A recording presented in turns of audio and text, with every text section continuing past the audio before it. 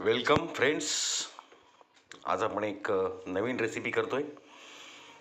ते म्हणजे दुधी भोपळ्याचे पकोडे.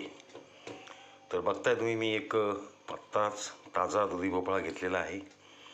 आता पहिल्यांदा आपल्याला याची साल काढून ह्याला बारीक खिसून घ्यायचं आहे आपल्याला. तर चला सुरू करूया आजची रेसिपी. फ्रेंड्स, मी भोपळा आता चांगला खिसून घेतलेला आहे. पण आता हे काय असतं माहिती आहे का, या भोपळ्यामध्ये खूप मोठ्या प्रमाणात पाणी असतं आहे. तर आपल्याला हाताने ह्याचं पाणी काढून घ्यायचं आहे. आणि मग जसे आपण भज्यासाठी भिजवतो, पकोड्यासाठी पीठ, बेसन पीठ, बाकी सगळे मसाले त्यात घालून आपल्याला पीठ तयार करायचं आहे. तर चला आधी आपण याच्यातलं पाणी काढून घेऊया आणि मग पीठ तयार करून घेऊया. बघत राहा अकूज किचन. फ्रेंड्स, आपण भोपळा भोपळ्यातलं पाणी सगळं काढून घेतलेलं आहे. आता ह्याच्यात आपण मसाले आणि पीठ ॲड करून घेऊया. सगळ्यात आधी मी टाकतो ते बेसन पीठ. बेसन पीठ टाकलेलं आहे मी. त्याच्यानंतर थोडासा क्रिस्पी होण्यासाठी म्हणून कॉर्नफ्लॉवर. त्याच्यानंतर ओवा जिरं पूड मी बारीक करून घेतलं आहे. ह्याने मस्त फ्लेवर येतो या पकोड्याला. त्याच्यानंतर धना पावडर,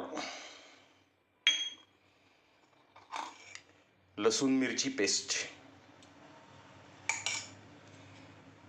त्यानंतर हळद, लाल तिखट, कोथिंबीर, चवीपुरतं मीठ. आता ह्याला मस्त आपल्याला मिक्स करून घ्यायचं आहे पकोड्यासारखं पीठ. बघत राहा अकूज किचन. फ्रेंड्स, आपलं पकोड्याचं पीठ चांगलं भिजवलं गेलेलं आहे, बघताय तुम्ही. तर आपल्याला ह्याला एक 10 मिनटं सेट होण्यासाठी म्हणून आपल्याला असंच झाकून ठेवायचं. याला 10 मिनटानंतर आपण मग याचे मंद आचेवर पकोडे तळून घेणार आहोत. बघत राहा अकूज किचन. मस्त खा, स्वस्त राहा आणि बघत राहा अकूज किचन. फ्रेंड्स, आपलं पकोडेचं पीठ आता चांगलं सेट झालेलं आहे. आमची पारंपरिक कढई मी ठेवलेली आहे गॅसवर. आता आपण पकोडे तळायला सुरुवात करूया. मी आता थोडं टाकून बघतो एक. आपलं तेल गरम झालं आहे का ते? येस, तेल गरम झालेलं आहे. आता आपण पकोडे तळून घेऊया. आपले पकोडे आता छान तळले चाललेले आहेत, बघताय. मी गॅस आता एकदम मंद आचेवर केलेला आहे. फ्रेंड्स, बघताय तुम्ही, आपले बरेच पकोडे आता तळून झालेले आहेत. संपत आलेलं आहे ते पीठ.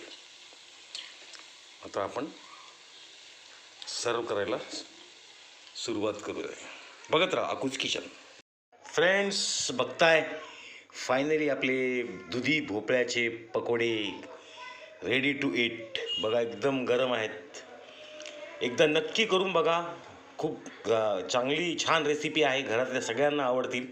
बघा, एकदम क्रिस्पी असे झालेले आहेत. नाही तर सरळ माझ्या घरी या, आपण मिळून या पकोड्याचा आस्वाद घेऊया. नक्की आम्ही आपली वाट बघतोय. खूप खूप धन्यवाद आणि मनपूर्वक आभार. बघत राहा अकूज kitchen. Please like and subscribe my channel अकूज किचन. Thank you.